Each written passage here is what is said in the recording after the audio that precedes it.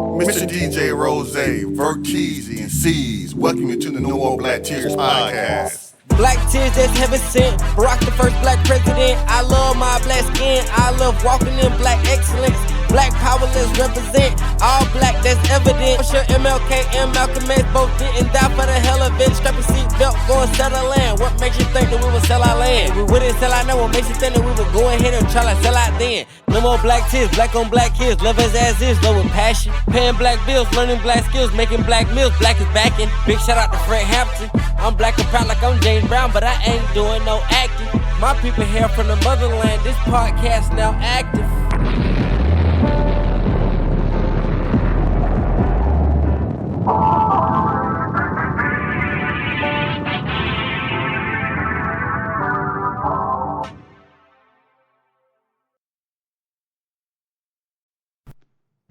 Yo, we do it for the people.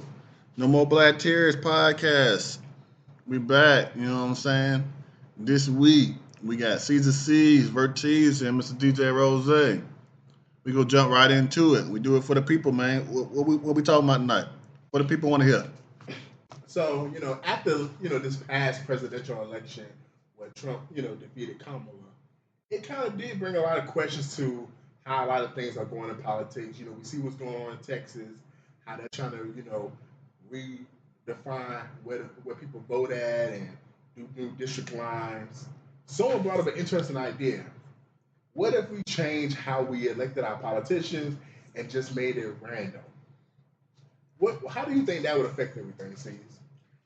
It's a good idea because I forgot what movie was he in, man. It's one dude that's been in a lot of movies. Riz something. I forgot his last name, but great actor, been in a lot of good shit. But his idea was basically making it randomized. So for me, I would restrict it strictly to city officials as an experiment, then go to state officials, and if it works out in a couple states, we'll do it nationally or on the federal level. So basically, it's randomized. Whoever gets in office, congressman, city district representative, all that stuff, randomized. It's no longer a job. It's a job, but it ain't a job you get paid for. Or you might get a little stipend, maybe something, because you might miss out on work for certain things. But it'd be like real restrictive, real oversight. And it kind of it eliminates the seek for power, because you can't control it. It's basically, it'd be like, hey Rose, you got randomized to be a district for District 8 in Augusta. It ain't something you wanted, something you expected. It's just like, yo nigga, you have to do this. If you don't do this, we're gonna fine you, or you're gonna go to jail, something like that. There's got to be some type of repercussions for not doing it. But it's like, it's your civic duty. It takes away the power because it's like, basically you can't vote yourself in unless you hack the system or rig it. Like you got to be on the inside, actually, messing with it, and then that proves another set of issues. But basically, it'd pretty much be like jury duty. It's like, hey, for the next 2 years, you're gonna be a representative, you're gonna be in Congress, and hey, this is what it is. And it kind of gives you that kind of like, you don't have the hive mindset or the crowd like sheep. It's not everybody can say, oh, I like what this person says, we're gonna vote them in. It's like, nah, you got a job. And I like the point he brought up with the bodega guy. Think about the guy who works at the gas station. Does he really want to waste his time to vote for some shit for a new tax bill for Georgia or Augusta? It's like, nah, he's like, let's go ahead. Hey, these are the issues I see. This is the shit I deal with. Let's talk about it. Let's vote on it. Everybody got it. Whether you're rich, poor, you can just simply say, hey, these are my issues. We need to vote on all this shit so we can get the F on. Like, this is like, let's finish it, and it takes out, seeking power and control. And if it got to the point where people are like getting the packs, you're always gonna have those few people that are like, I ain't asked for this shit, I ain't want to do it. Yo, let's really look at the main issues so I can get back to my life. Yeah, man. So me, what did Boosie get famous for saying? F no. Do I want to ramblerize it? No, that's like spitting on our ancestors' graves and spitting in their face all the time and all everything they work for to get us to be able to vote. Nah, I think they should take away. Like, I'm just gonna talk about the presidential election, and then I'm gonna jump down to the locals. But the president, I think they should get way of the states having the seats and all this. I mean, not the seats, but I can't think of the word. You know what I'm No, talking it about? is seats. It's seats. Okay. Well, so whoever the um go back to just be a popular vote. Like whoever gets the most votes wins the presidency.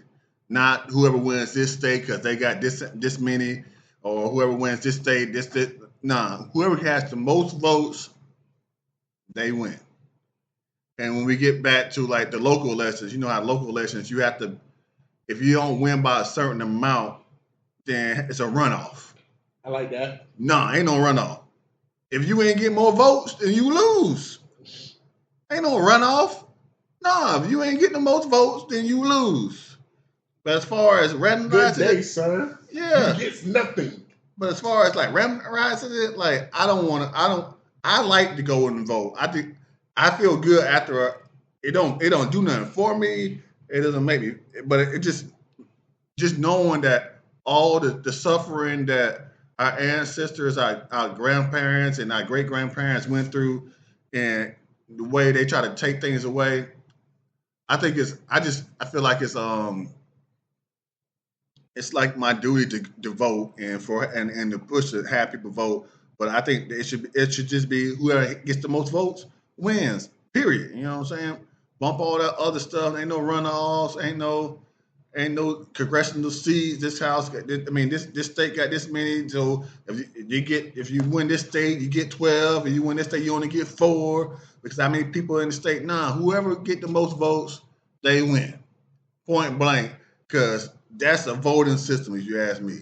It just kills me sometimes how the American people could speak, but then they don't get heard because this president won this state and this president only won those states, so this president wins. But the people have spoken. People say we want this person, but nah.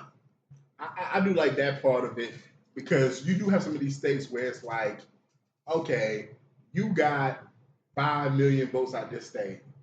I got 4 million and 0.9. But because you won the state, you get all 10 million. Like that's that kind of, yeah, I kind of feel you on that. As far as the randomization, I'm not completely opposed for it at the local and state levels, because I do feel like the most important elections are the local and state ones, and I kind of do want to see people in positions where they actually deal with the stuff every day. So it would be nice to see someone like Rose who works in the system, and someone like myself who works in the system, and someone like Rose's mom, for example, who was a teacher for a long time.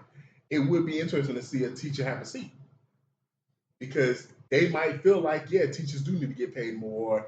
No, more money is not necessarily going to fix the problem. It's other things that we got to fix.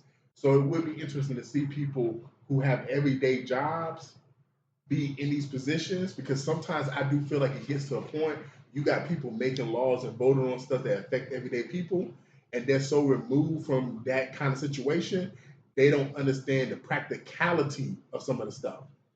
Like it sounds good on paper, y'all, but then when you got to actually put it in work, like for example, me and Rose, we work for the state. So it's a lot of times, and Rose's been with the state much longer than me, so I know you can break this down even better. How many times has a new policy been passed by somebody who never really did your job? And then you're thinking to yourself, that shit sound good, but what about X, Y, and Z? Like you don't understand how this is going to like affect us. Same thing like for UCs in the military. So I do feel like that is where I kind of feel where you coming from, C's, is we kind of do need to have regular people in these positions of power. And some of these people are lifelong politicians, and their only job is to try to placate to an audience. It's not really to do what's best. Like we've seen that recently in the Trump administration. How many state representatives, congressmen, congresswomen, and even governors who are Republican, who traditionally do not like some of the stuff that Trump's for, but has basically backed him because their constituents are big Trump supporters.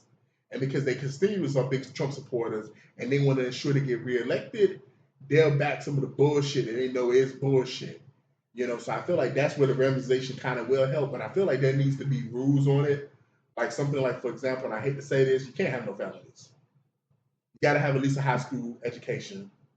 You got to have a job where you actually paying taxes and shit. Like a GED is cool. I ain't got a problem with GED. Okay, so with the felonies, what if somebody's reform? You're taking a huge segment of the population and saying just because somebody has a felony, but it's like it's randomized now. So it's like, hey, you got a felony, they serve their time. Now they live, they're on the straight and narrow now. And maybe they could be an advocate for prison reform. So I'm gonna say this right here. With some of this stuff, the first year is going to be strict. Now, there's going to be restrictions. Now, as we get to the third, fourth, fifth year, maybe then we can start saying, hey, if you've been released from prison for 5 years, 8 years, and you haven't had an incident, even if you got a felony, we can overlook that kind of stuff. But for this first run, for this test run, nah, bro, can't be a felon. You got to have at least a high school education. I think a stipulation should be, probably the biggest stipulation is you're avoiding record. You have to at least voted, not missed any votes or something like that. I mean, elections. You voted your election. I'm okay with that. Something like so. You have to be an active participant in the democracy system. Mm-hmm. Like that's something too. If you got kids, we can't see that you'd have missed child support for a year straight. Like I'm just saying, there will be a list of things for me personally, because I'm not finna just say randomly just get Joe Blow. Because when you say this, we're thinking, oh, Rose's gonna have a seat, C's gonna have a seat, Juice Man's gonna have a seat. Yes, if we're gonna get people like that, if we're gonna get someone like Rose's mama to get a seat, yes, I like that system. But come on, man. In the words of Booster, come on, man. We done partied and we done hung with a lot of bitches and niggas that's out here doing crazy shit. And there's some people y'all know, if y'all made them a state representative, the first thing they would do for Georgia, the very first thing they would do for Georgia, legalize marijuana. Legalize coke. Because I want to be able to snort powder. They gonna do some dumbass shit. Some of these motherfuckers are, hey, you gotta tip this much on strippers. Like if you go to the strip club and you ain't tipping 50%, like it's gonna be dumbass shit. So you gotta kind of put some restrictions to it, at least that first year, so we can actually see what's gonna happen. Because I'm gonna be honest, Rose said this a couple months ago. We think it's doctors and lawyers and teachers on juries. No, it's that mechanic, that backyard mechanic on the jury sometimes. Sometimes it's some dumbass motherfuckers on these juries that don't even understand what's going on in the courtroom. And you want to give those people the power to make decisions over your life? Like, I feel like if we can put some restrictions, I'm willing to do a test run. But I ain't gonna lie, some 3 things that I think ways I feel like we should probably try to, if we get rid of the voting process altogether, well, first one, it still is voting. You can only vote for people who make less than $100,000 a year.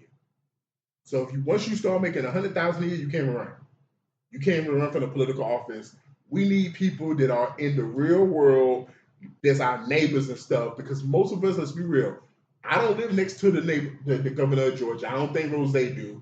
I don't live next to those state politicians. Hell, I don't think I live next to any of the local politicians in Augusta, Georgia. So we need to get people that could be our possible neighbors, and those are the people we're voting for, people who actually live in our neighborhoods, because there's a lot of times these politicians, they haven't even visited the south side of Augusta, Georgia. They don't even know what the fuck we deal with every day. They don't drive on these roads, and they're fixing all these other areas, and they're tearing down stuff that we go to all the time. Like, it's places that we visit all the time, and they just tearing down because they just look at that as a hazard. So we need to get people who actually can relate to us. The second thing, man, we need to do this like Jeopardy or like one of these game shows, some type of trivia, bro. where it's like we instead of y'all debate, fuck it, we're gonna put y'all up there and we're gonna do some type of trivia, and whoever wins the trivia is gonna win, bro. Like we gotta see if y'all smart, bro. Cause have y'all ever watched a debate in the last couple of years? Some of these niggas is stupid. You gotta take the citizenship test. You know, citizenship test. It's the questions are easy, but if you haven't been taught a lot of that stuff, they're hard. Exactly. So it's like, how many stars on the flag? Like so like that. And that could be a question on the trivia, man. Like, you know, and then some of the trivia could be pop culture, but stuff that's relatable. Like, who is this person? And it'd be a picture of someone that regular Americans know. Like, we need to do some type of trivia where it's like you ask the math questions, science questions, English questions, like everyday questions. How much? I saw this one thing on Saturday Night Live, but it was joking. How much is a gallon of milk? And it was none but rich people, and them niggas could not answer.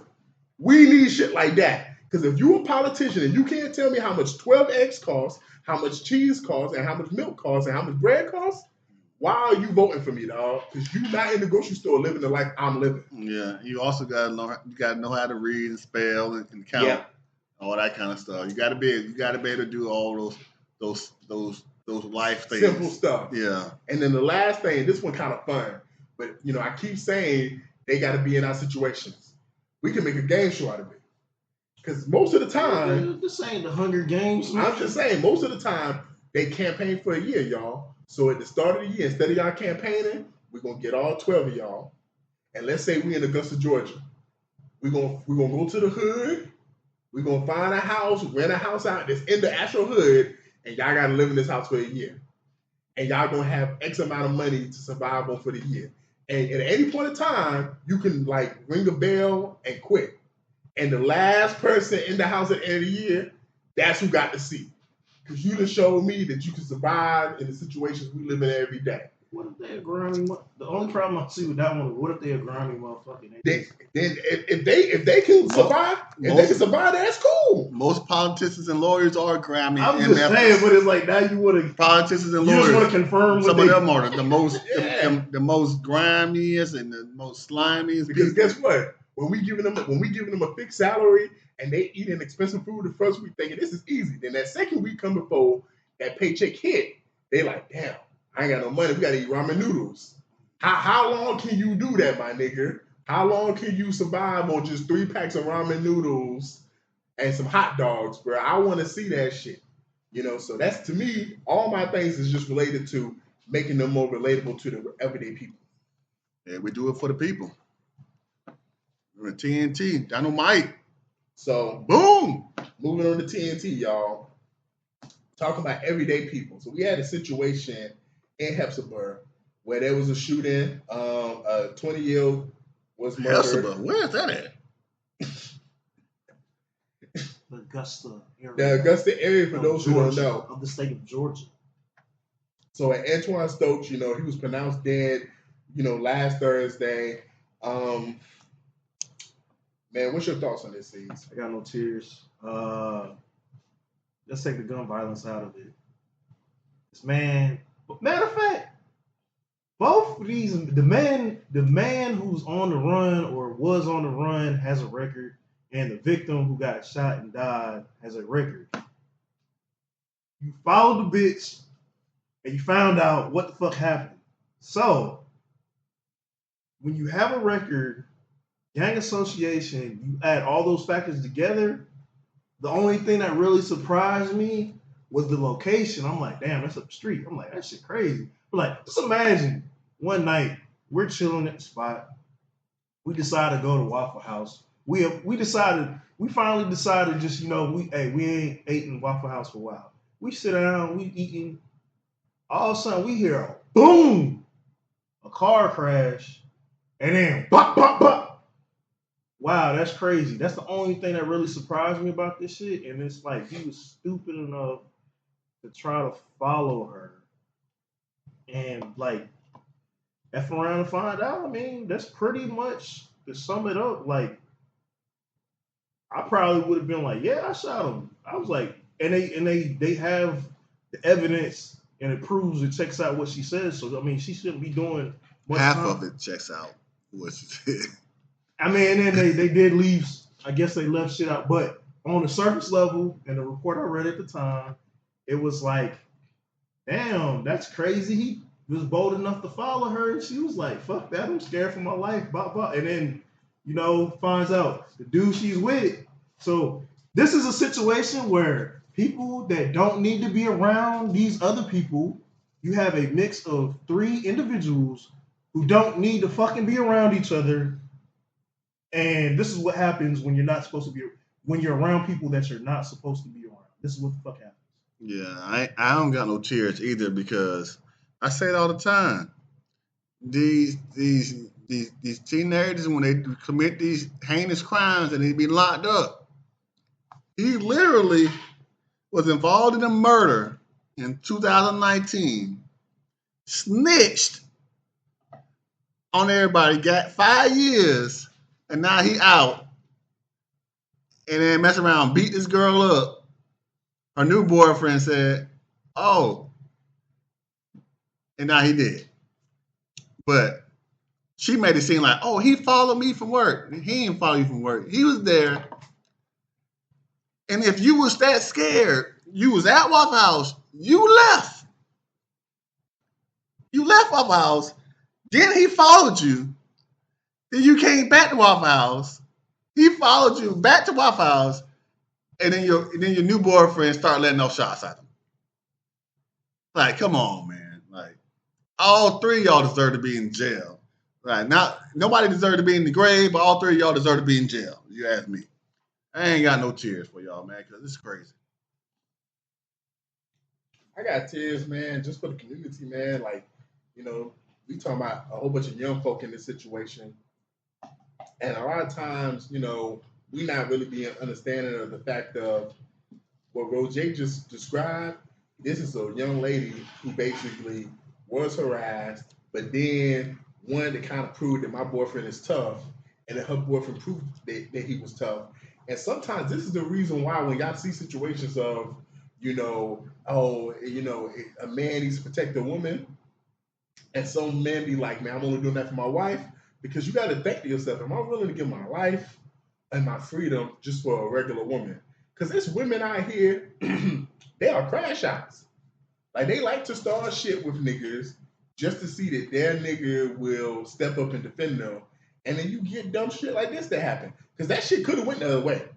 It's situations like that happen all the time where, okay, the boyfriend comes and be like, yo, you said something to my girl, and then the nigga pull out a gun and now your boyfriend, being carried by 6 niggas. And you crying and shit, and you like on Facebook saying, I miss my boyfriend. But then we see another nigga in the background walking behind, and then the cousins and stuff was like, this hoe right here is fucking another nigga, and my cousin dead trying to protect you. Like, shit like that happens all the time, man. So you got to be careful when you in these streets. But to C's point, before I move on, man, y'all got to be careful when y'all doing some of this stuff in public, man, because there'll be innocent bystanders in these areas, and all of us at this table have been in a situation where we was not even participating in some bullshit, but by the grace of God, something could have happened to one of us or someone near us. So, like, y'all got to keep that in mind when y'all decide to bring this beef into the real world.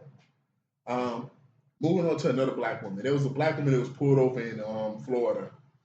And, it was a black cop, by the way. And he was just trying to give her a warning. And she was very argumentative and belligerent and basically trying to chastise him. And then he basically just said cool and just left off with a warning. Steves, what's your thoughts on this? I got tears, man. I understand. I'm never going to be like, don't say F the police. Like, there's cops that feel that way. They're like, yeah, I'm a cop, but F the police. He literally took time out his day. He let you off. You were speeding. If I'm speeding and a cop pulls me over and says, hey, slow down, I would have been like, hey, slow the fuck down. But he said, slow down. So, I mean, it's literally like, sometimes I gotta know when to shut the fuck up. And this goes for men and women. Literally, like, sometimes take the warning and go about your damn day, man. Like, this shit is ridiculous. Hey, man, sometimes, man, I ain't gonna lie. this ain't even just the cops, man. Sometimes this is just life in general, man. A lot of times I've seen this at many different jobs I've had, where someone does the wrong thing, the supervisor is trying to just correct them, and the supervisor is not even trying to write them up or nothing. And the person has an attitude and want to make it a bigger deal. And guess what? Now it became a bigger deal because instead of you just taking the correction and just being okay with just them saying, hey, you came to work late the last 2 days, can you try to come to work on time tomorrow? It's, oh, I got this going on, I got that going on, da. You ain't said this to Fred, and now guess what? Now you done got 2 write-ups because you want to run your mouth and be belligerent and stuff, man. Sometimes, man, some people, in the words of George Clooney and From Dusk to Dawn, are you such a loser you don't know when you've already won? Sometimes you need to quit while you are fucking ahead. No tears. Yeah, I don't have no tears for this whole either because she technically didn't get pulled over. It was just like he just pulled up on her, like hey, I could have pulled you over, and then she wanted to be like, oh, he trying to holler at me, he harassing me, he trying to holler at me. Oh, he wasn't trying to holler at you.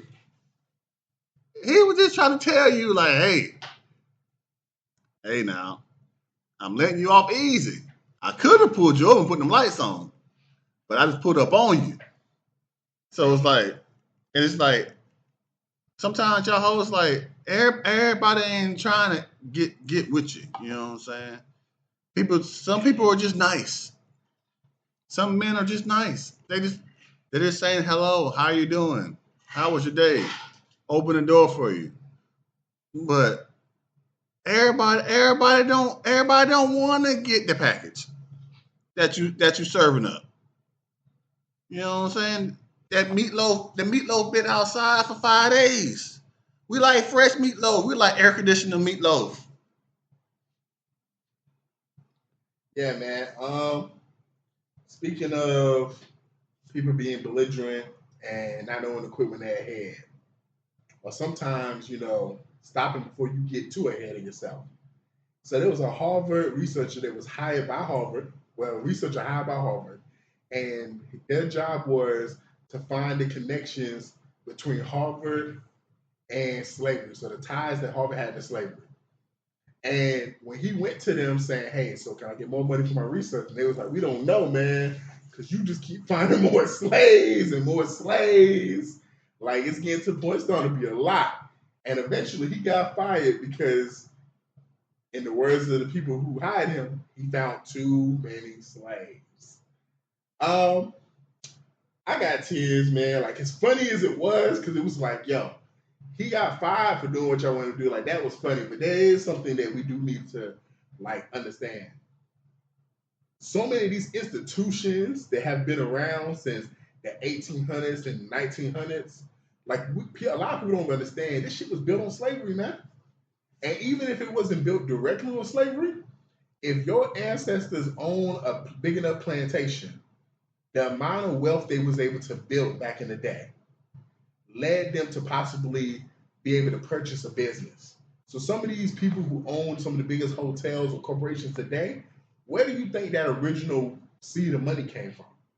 Or some of the people who was like, you know what, we was able to amass all this land because of slaves, and then in 1925 to 1950, they were sharecropping, which me and C's have discussed that many times on the pod before, which that was one of the more profitable ways to make money, which was legal.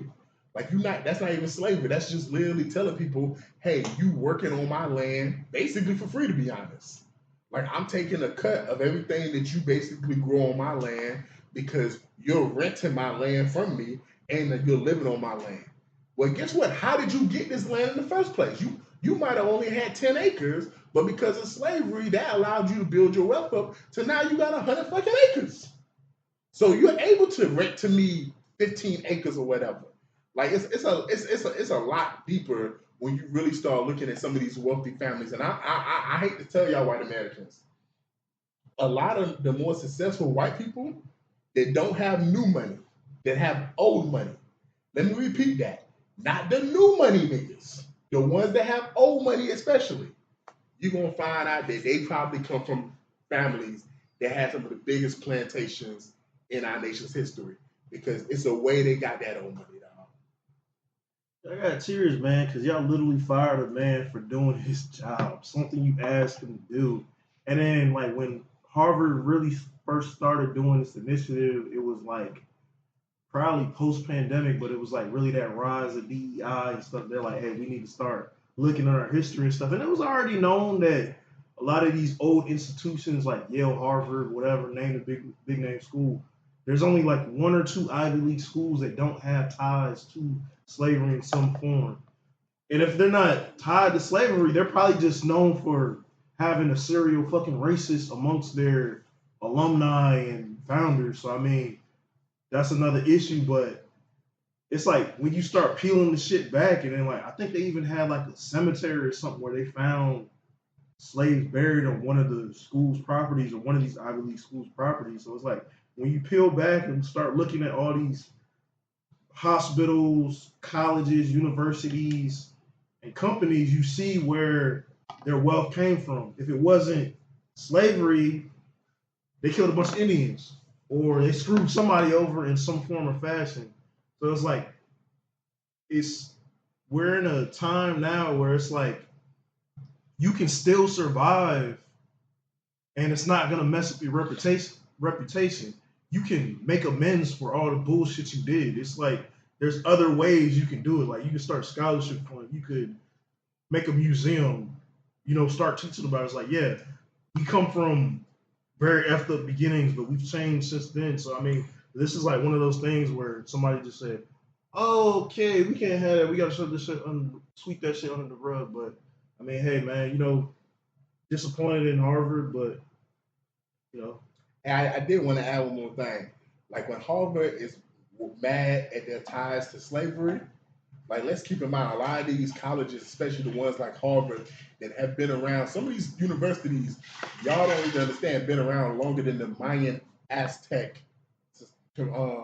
civilization. That's how old some of these universities are. Like, yeah, I found it out recently. Like, there's certain universities, if you look it up, they've been around longer than them, bro. Universities like that, when you have all these alums, you have to ask yourself, why is it you have 5 generations of a family that went to this university? Well, guess what? Back in the day, if you was a plumber, you couldn't afford to go to college. Even though college was free, like you had to take on the plumbing business. But if your father owned slaves and you really did not have to necessarily work, college was just like some afterthought. It was like, okay, just go to college and just learn or whatever, and just become a lawyer and just become a doctor or whatever, and just whatever. So like you're gonna find that, yeah, a lot of people who went to college during that early time period, they probably was the sons and daughters of slave owners because they was the ones who was mostly going to college during that time period. It was not people who was basically farming the land themselves. It was not people that was actually fixing vehicles or plumbing and stuff like that. Or like, it was people who actually could just sit back and literally just watch other people do the work for them. And then right before that, like I want to add to what you're saying. I'm gonna take it back a little bit further, but like it stems from Europe, man. Like serfdom, peasants and people who work the land. We're talking about like America created a new class of people that were like, you didn't have nobles anymore. You just had rich merchants and businessmen. So it's like that same thought where, one of the biggest schools like Carnegie Mellon probably has ties to colonization and slavery. So some of these old institutions, like you're saying, man, they've been around for 600-700 years, if maybe less, but in that high range. But yeah, man, you peel back, you see where their wealth comes from.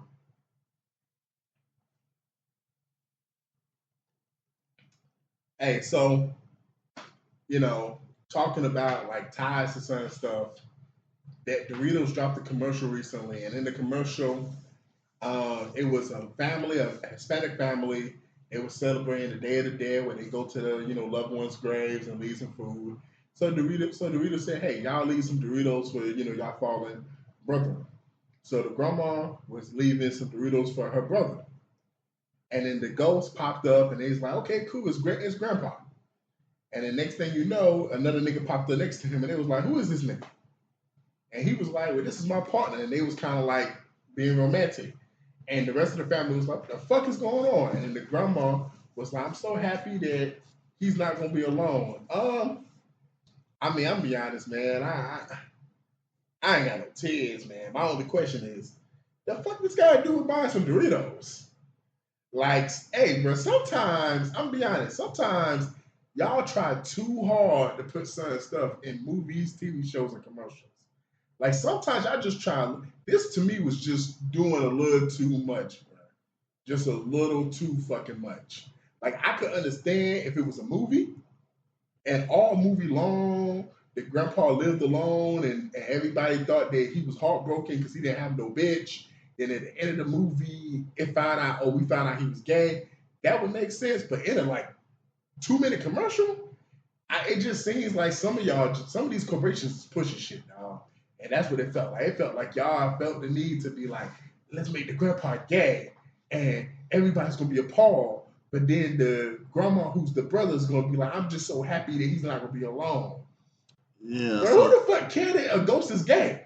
It was really confusing because you're even confusing me now because you're saying the grandpa and grandma, were they together? Nah, that was her brother. So that's not grandpa and grandma.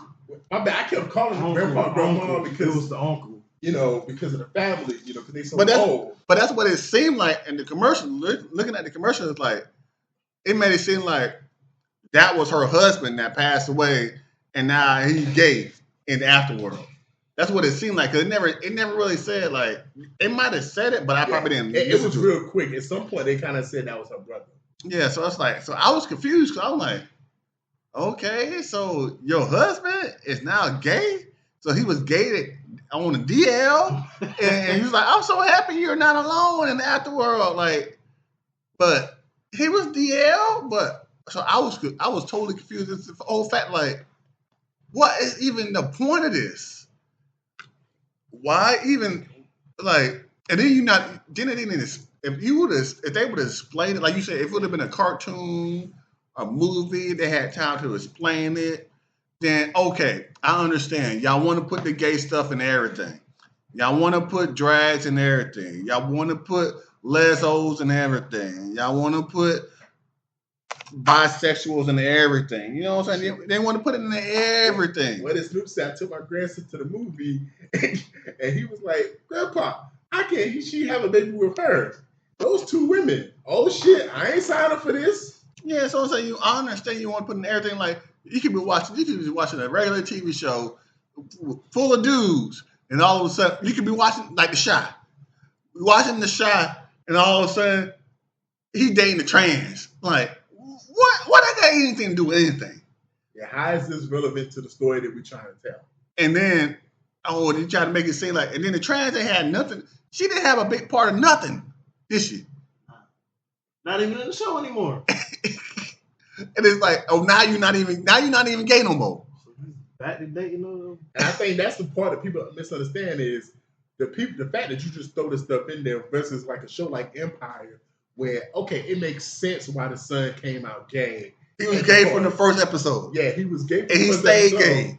And he basically he wasn't gay for the state. Yeah, you know, it made when you watch the entire series, it makes his relationship being gay and his father, it makes sense. But just to say we're just gonna make this character gay to just push a message, yeah, that's kind of weird.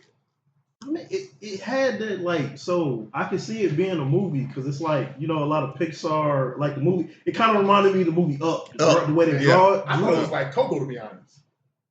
Yeah, that too. But I mean, where did it come from? And then it's like, I think the fact that it was in Spanish.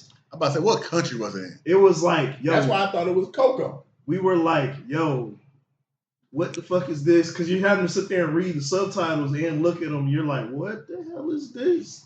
And it's like, my biggest thing, like, you already said it, so I'm not going to re-emphasize it, but I was going to come out in Spanish and be like, they're dead! They're dead! What the fuck are you thinking about the afterlife? You know how they died? That package.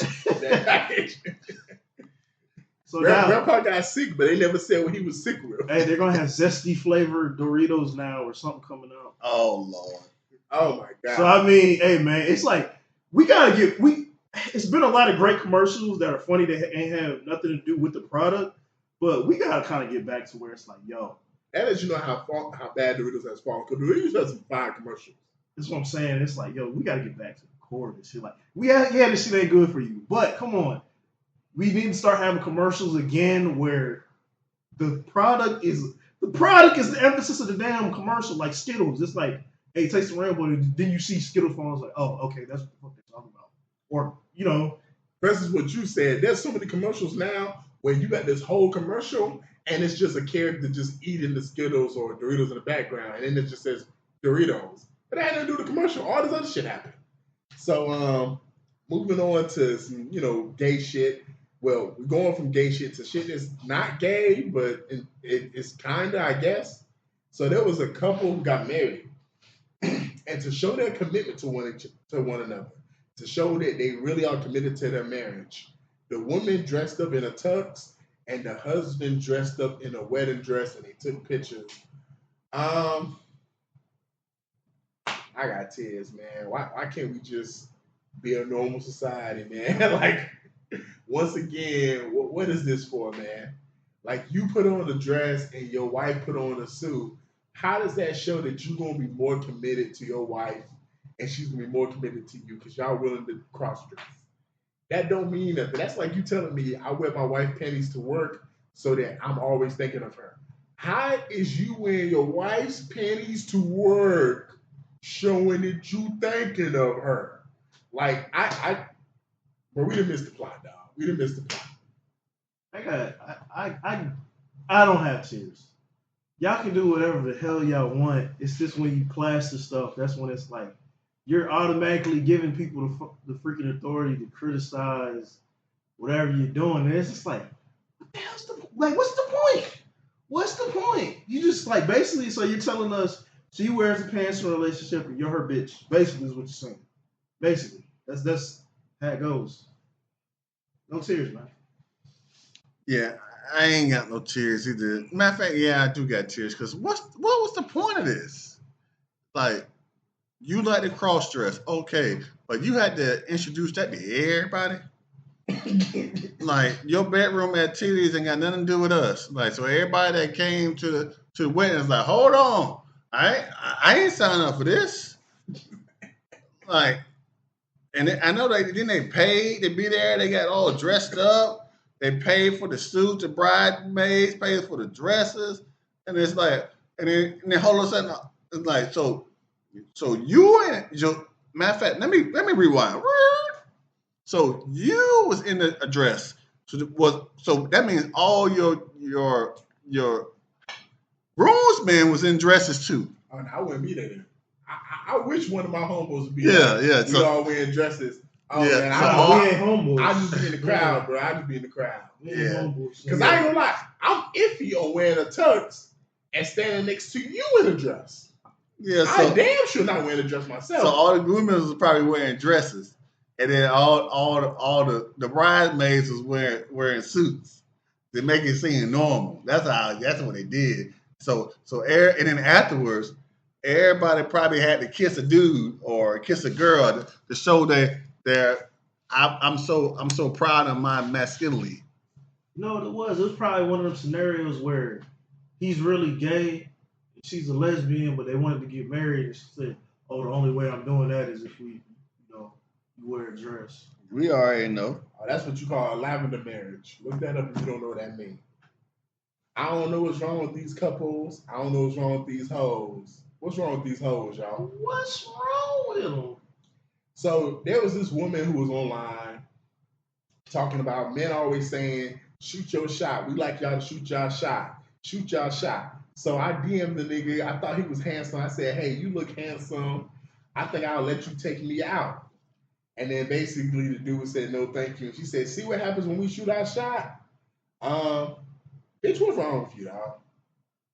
Like, really, what's wrong with you? So you DM a nigga, you compliment him by saying he look attractive, but then you said you've earned the right to take me out. Bitch, you got the game fucked up. That's the problem with a lot of you hoes, man. Y'all feel like it's a right, it's a privilege to take most y'all out on a date. As if we buying and begging for y'all company, man. It's a two-way street, man. when we go on a date, I'm enjoying your company, you enjoying my company. Now, unless you a lame ass nigga, I can't speak for every nigga at the table. Now, if you just a lame ass nigga, What you trying to say? You trying to call us lame? nah, cause You y'all said niggas to the table. So you saying we want pretty women to be in our 'cause y'all might presence? feel different. We're gonna spend our hard-earned money to spend cause y'all in might beautiful women's presence. because y'all might not agree with what I'm about to say next. But because I feel like we both trying to enjoy each other's company, man. Like you should be able to enjoy my company. I'm enjoying your company. I'm not out here saying I'm just gonna be paying $100 for a date because I'm so lame that no one don't like my company.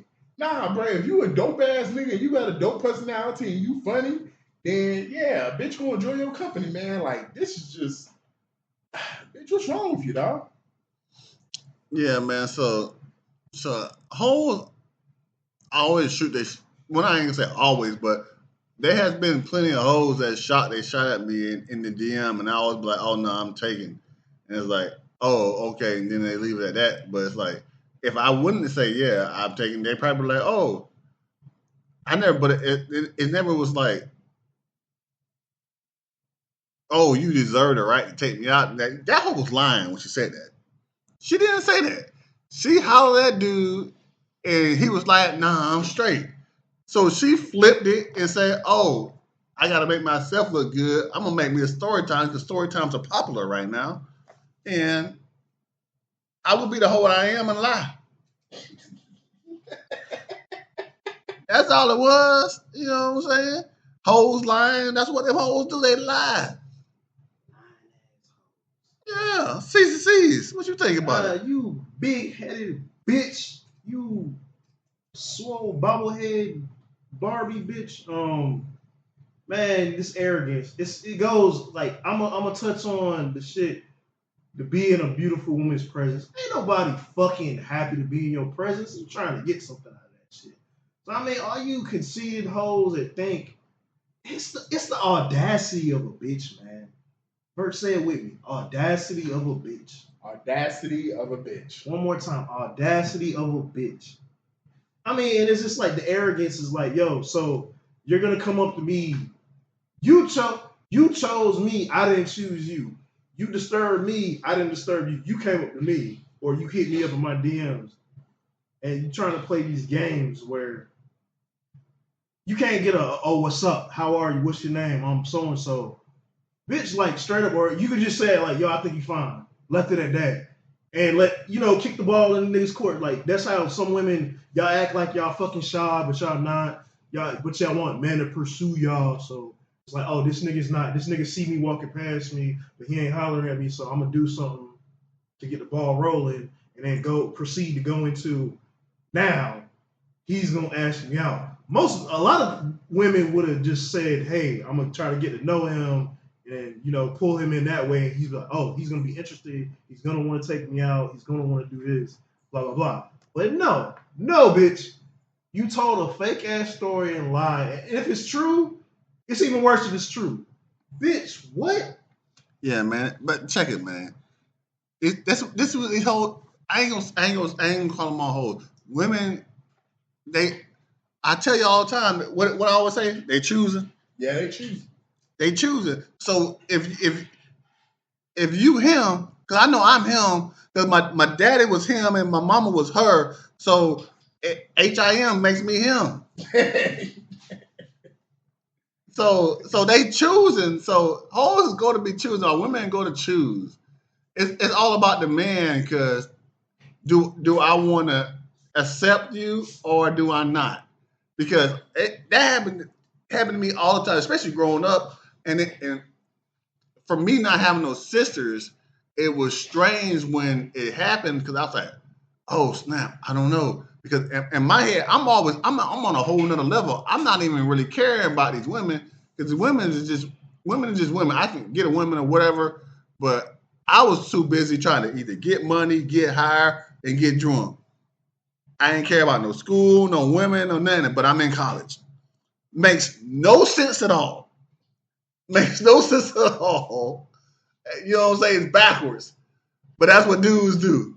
Dudes walk backwards and think it's cool. And that's what I was doing. But if I would have had a brain on my head, then I would have known, like, I could have bagged so many other, because they always shooting a shot. They always choosing. Is the fact that if you picking up on it. And then the fact that some women shoot their shot harder than others. They shoot bricks harder than others. So it's coming to bat ball hard. Boom! Boom! Hard brick. So you had the reason to hit you in the face. Boom! Oh, rebound. Oh, you want this dick. Oh, my bad. I ain't know. Yeah, much more obvious. So now I agree with both of y'all, man. I think to me, that's why I was probably so like appalled with this story. And I think the story is real. And I'm gonna tell you why. Because we got a generation of hoes today. They just this arrogant, man. Because to me, that's why I found appalling was you could have just DM'd the nigga and said, hey, I think you're attractive. Do you want my number? And then the dude probably most likely would say, yeah. Y'all would have been texting for a day, maybe 3 days at the most. A week or two. And then he would have asked you out. Like, nah, if he was feeling you and thought you was attractive, he would have asked you out on a date within 3 days, man. Nah. Nah, I mean, unless he just had a whole bunch of cut like that. Now, if he just had play like that or just a busy man. Date? Now, they gonna say, we can hang it. You come to the crib. But as a date, like, I know you hit me up, like, and now I'm about to pay for your date? Nah. But the point is, like, the man would have asked you out himself. Yeah, but eventually. But when you saying, yo, you can take me out, that comes off like, bitch, are you broke?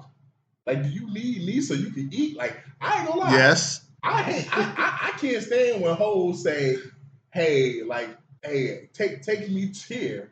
And I'm like, so bitch, you want to go here because you can't afford the food yourself? No, they don't even say. Don't say how they really say it.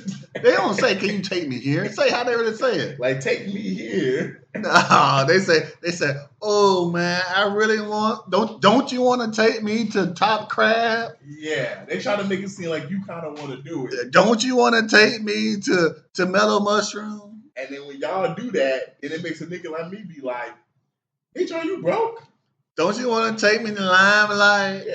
Versus when you say, hey, do you want to go somewhere? Because that makes me feel like, okay, you just trying to go to this place and enjoy our time together, man.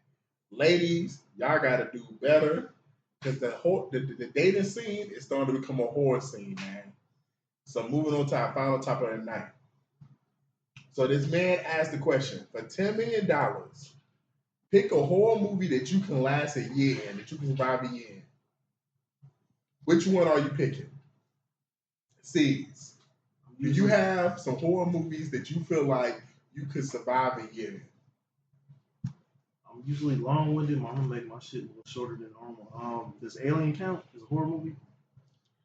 To me, no, but it's on the list of a horror movies. It just depends which alien movie you're talking about, but yeah, I think most of the alien movies are horror movies. That's probably one. I call it a sci-fi movie. If you ask me. I guess sci-fi horror. I guess you could say. Mm-hmm. But number one, Chucky. I'm just gonna be walking around for a year with a dog fucking with me. Like, he's literally gonna try to kill me, but I'm gonna be trying to kill him. But the only thing I can't mess with is that voodoo shit. He might be like do some walla bula bullshit on me. So I mean, well, that voodoo ain't nothing to fuck with. But it's not like Skeleton Key. You know, I ain't like that's that. A different level of voodoo. That shit I ain't messing with the Skeleton Key. But what if you wake up and he on your chest trying to steal your soul? Like I said, I'm gonna have to survive a year with this little muff. Well, what if you tied up like that movie he had Andy, where Andy was tied up in the bed and had a sock in his mouth? I must find a way to get out of these situations. And it was a young person though. I'm saying, yeah. And then look. The same way Chucky had Andy's mom. You stupid bitch. Chucky's gonna be trying to choke me, and I'm gonna be like, you little stupid motherfucker. You talking about the scene where she was like, say something, you fucking bitch. You stupid. I'll kill you.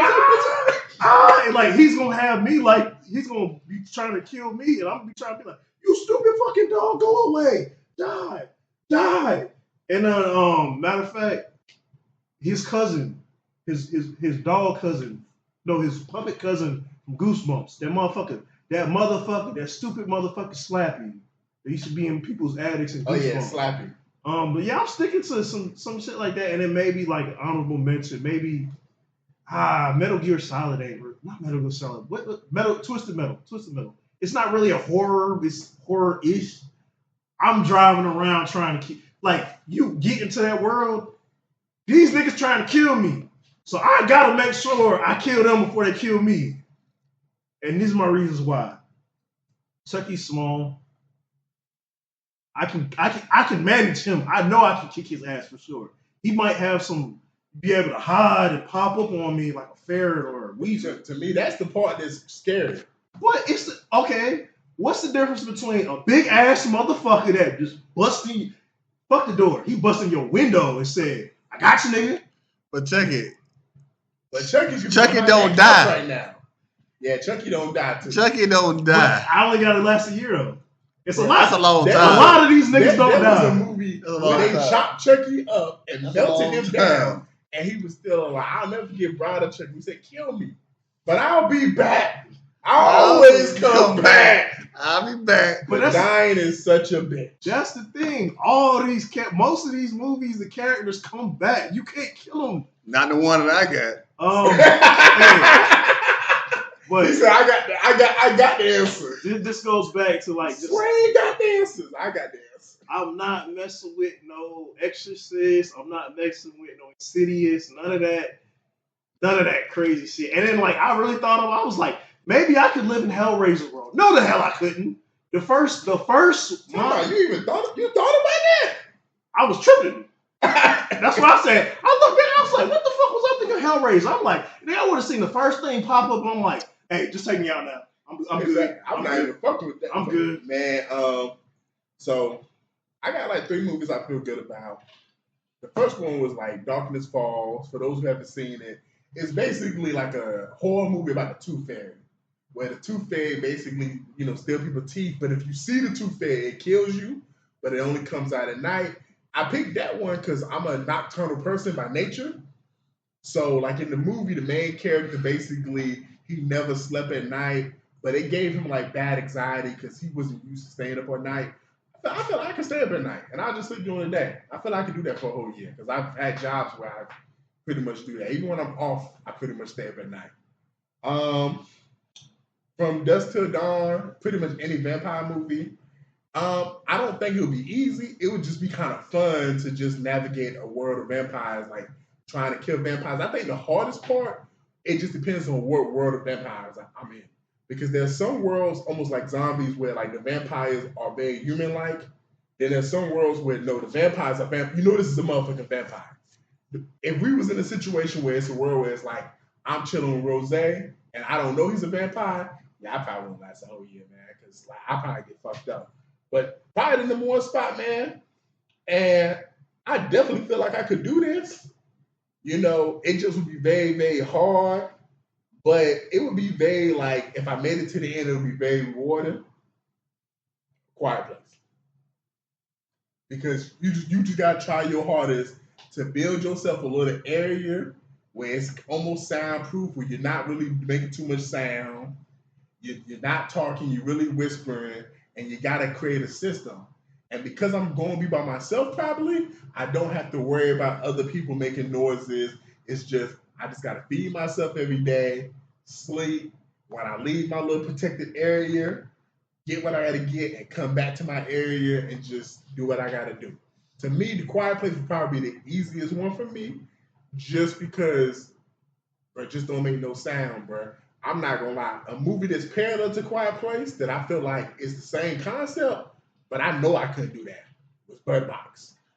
Because I can't have my eyes closed for a whole year. I can't do that shit. That shit was dead. Yeah. So, the first movie I thought about was Candyman. And I'm like, I just won't say Candyman, but it's like, nah, you can't pick that one. So the next movie I picked was the Attic Kids and the Basement Babies. And if y'all don't know, I'm talking about Wrong Turn. So, talking about the cannibal movie? Yeah, I'm gonna pick Wrong Turn. Yeah, so because they can die, I can have a gun. Yeah. I can have weapons. Yeah. So I'm just gonna kill it's gonna be a lot of basement babies dying. A lot of retarded son of a guns, they're gonna be dead. But if they catch you on the menu for dinner though.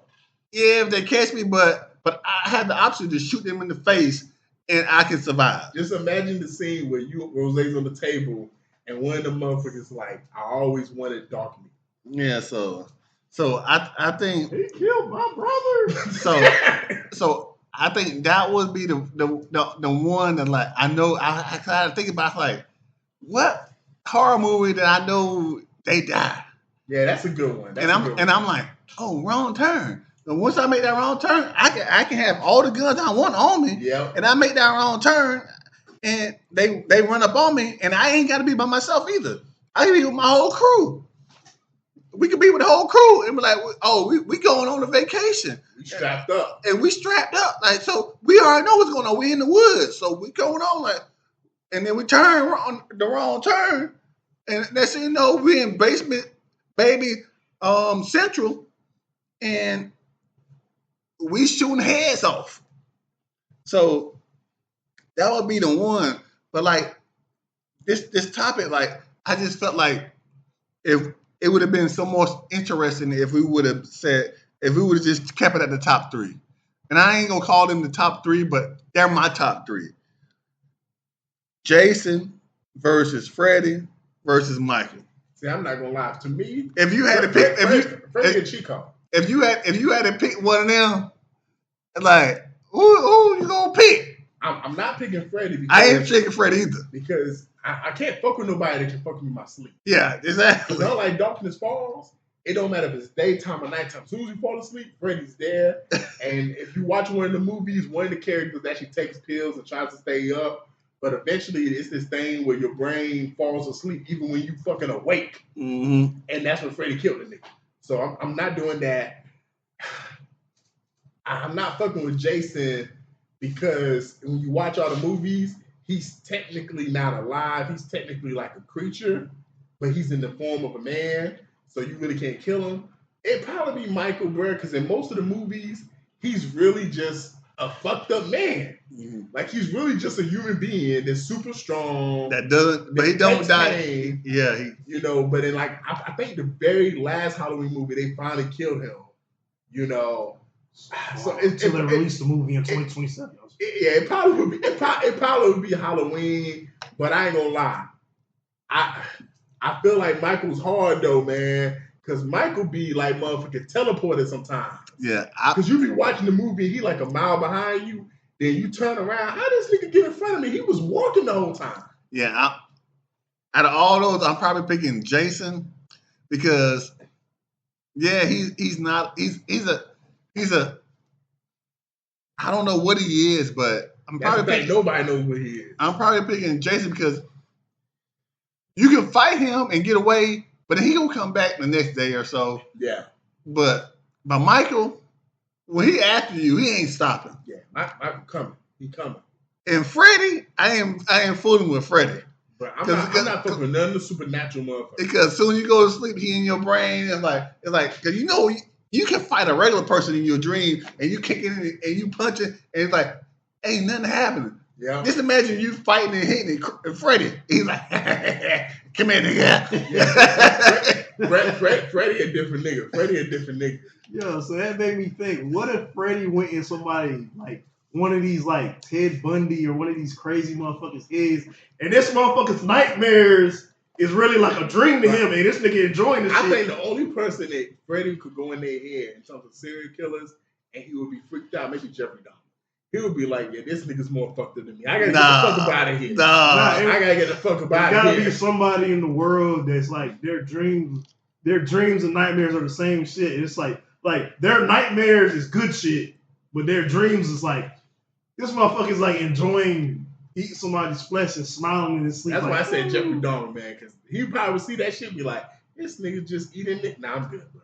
But like you said, Michael was the weakest of them all. Yeah, to me, Michael was the weakest. Jason is the strongest. Yeah, and Freddy is the second strongest. Yeah, but he's just the smartest though. It's like nigga, I ain't slept for 72 hours. That's what I'm saying, bro. A whole year of our sleep, you can't physically do it. At some point in time, the only way you could beat Freddy is literally it got to be two of y'all, and y'all got to take turns. And the minute you see me start tossing and turning, you got to wake me up, bro. Wake up, man. And even then, bro, we done seen studies where if your body just is lacking sleep, you can't get woken up because your body's going to force yourself to sleep, man. So, yeah, man. Hey, $10 million is a lot of money, man. But at the end of the day, if this was real, would y'all take this challenge, or would y'all be like, you know what? I'm straight. I'm cool with my regular life. I'm straight. I'm straight. But if I had to take it, then I'm taking that wrong turn. I'm taking that wrong turn, and I'm bringing my people with me, and I'm taking TJ with me. I'm taking C's with me. I ain't taking Vertiz with me. They gonna eat him. He gonna die. Well, I might take him because we can use him as bait. Because he don't know how to shoot no guns real good. Yeah, now you can take all the niggas who shoot guns. Yeah, I'm taking everybody that shoot guns good. Definitely taking TJ with me. You know what I'm saying? Yeah, I'm taking Matthew with me. MGH. I'm taking him with me. Juice Man. Yeah, I'm like, yeah. I'll probably take you DW with me too. Yeah. Y'all gonna get killed first, but I don't want y'all to die either though. But yes, but we gonna have to do something. It's not worth it to me, man. You can keep that 10 million, man. One more thing, I was thinking one of your favorite movies, man. I was like, could I live in Jeepers Creepers world for a year? I ain't fucking with that. I was like, man, this thing start flying, I'm done. I'm gonna just lay in the corner and be like, whatever. Yeah, I'm not. You got it, homeboy. Hey, bro, I'm gonna say this. I was not all the supernatural shit from Sinister and Insidious, Conjuring. I'm not fucking with none of that shit, bro. None of that like spiritual demonic shit. I'm leaving all that shit alone. Because I can't battle it, bro. I need some distinct creatures. Even with Quiet Place, at the end of the day, I feel like if I got the weaponry, you can kill them. If push comes to shove, I just feel like it's easier to avoid them. But yeah, to Rose's point, man, at the end of the day, I enjoy my regular life just enough to the point where I wouldn't take none of these challenges, even if you offer me the challenge, man. So final thoughts?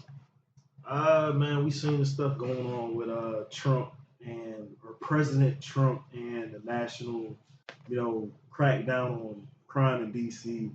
This is unprecedented in the way he's trying to do this stuff. If they allow this thing to happen, this is coming on the steps of like I'm not going to say martial law, but it's getting to a place to where he's being able to dictate a lot of bullshit. Another one was, man, who just recently passed, man? It was on my mind. I had it written down earlier. Forgot who it was, man. Oh, Judge Frank Capirio. That's the nice judge. If you don't know, that's the guy from Rhode Island. He was always like giving people second, third chances and really understanding. He died at 88 from some type of complications of cancer, but rest in peace, man. Yeah, man. I know back in 2013, I remember I was in college. And a lot of times y'all hear me say the most impactful rap album I heard in college was Food and Liquor 2. Another album that's probably like top 5 during my college years in terms of impactful. I remember I heard this album called Acid Rap. And I was like, yo, this is different, bro. This reminds me of Lupe and Kanye and Big Sean. Then in 2016, a year after I graduated college, I heard another album called Coloring Book. And I just fell in love with that album. I was like, yo, this is a dope album. The storytelling, him talking about God, him talking about his life was very fascinating. And then in 2019, he dropped an album called The Big Day, which was basically just talking about he finally got married, finally decided, hey, this is what I want to do the rest of my life. And I'm talking about Chance the Rapper. And he recently, last week, dropped this album, Starline. And what I love about rap so much is how a lot of these artists can pull from their lives. And on the album, man, he talks about, we all know he went through a divorce recently. He talks about the divorce he went through. He talked about some of the mental health struggles he's had.